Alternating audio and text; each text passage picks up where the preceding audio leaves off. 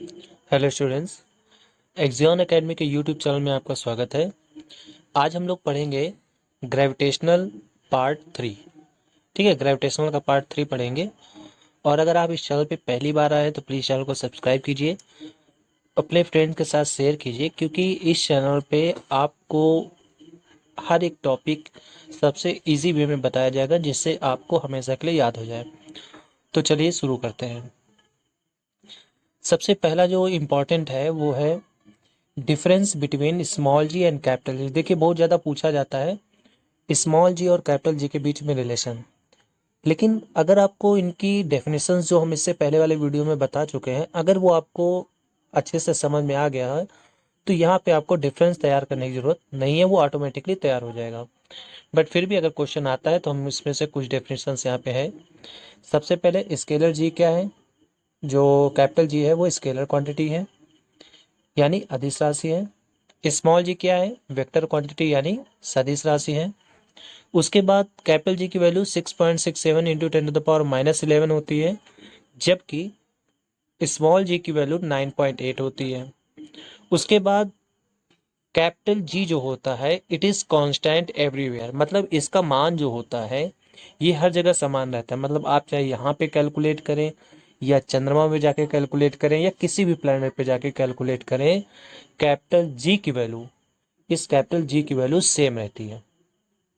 जबकि स्मॉल जी की वैल्यू जो होती है वो प्लेस टू प्लेस बदलती रहती है, हर जगह पे बदलता रहता है, ये कांस्टेंट नहीं रहता।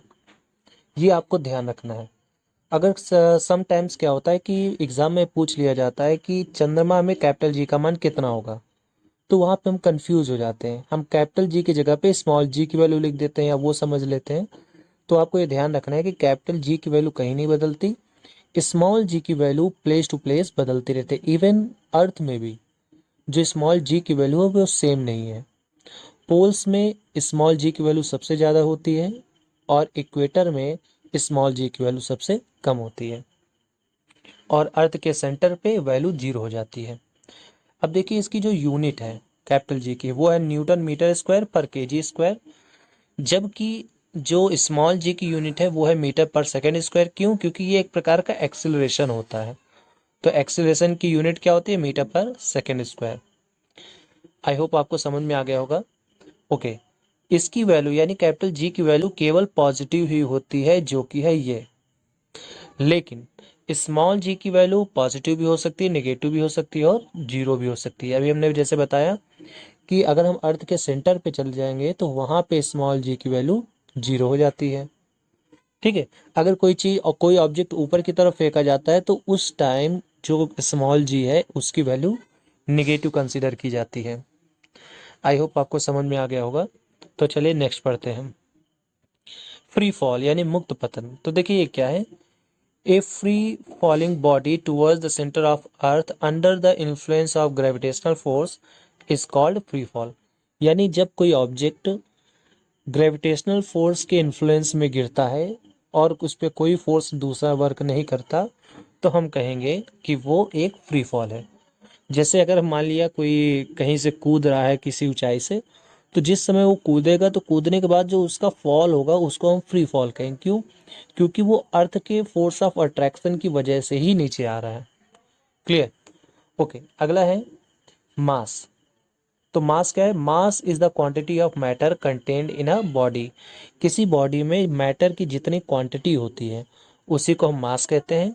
It is a scalar quantity, यह स्केलर क्वांटिटी है। It is constant every place, ये हर जगह कांस्टेंट रहता है। यानी मास को आप चाहे यहाँ मेज़र करो और चाहे मून पे जाके मेज़र करो, जो मास है वो सेम रहता है। ठीक है। अच्छा, वेट क्या होता है? तो weight is the force of attraction exerted by earth. Weight वो फोर्स ऑफ अट्रैक्शन होता है जो अर्थ उस किसी बॉडी पे लगाता है। तो ये फोर्स एक प्रकार का, यानी ये कैसी क्वांटिटी है? वेक्टर क्वांटिटी है। And it varies from place to place, ये जगह जगह के हिसाब से बदलती रहती है।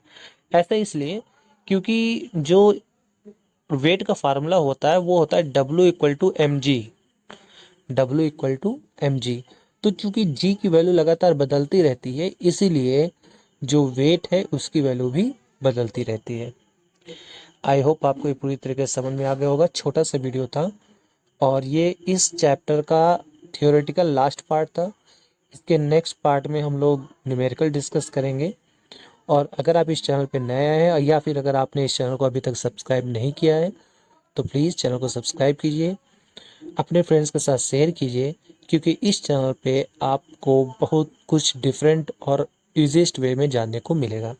Have a good day. Thank you.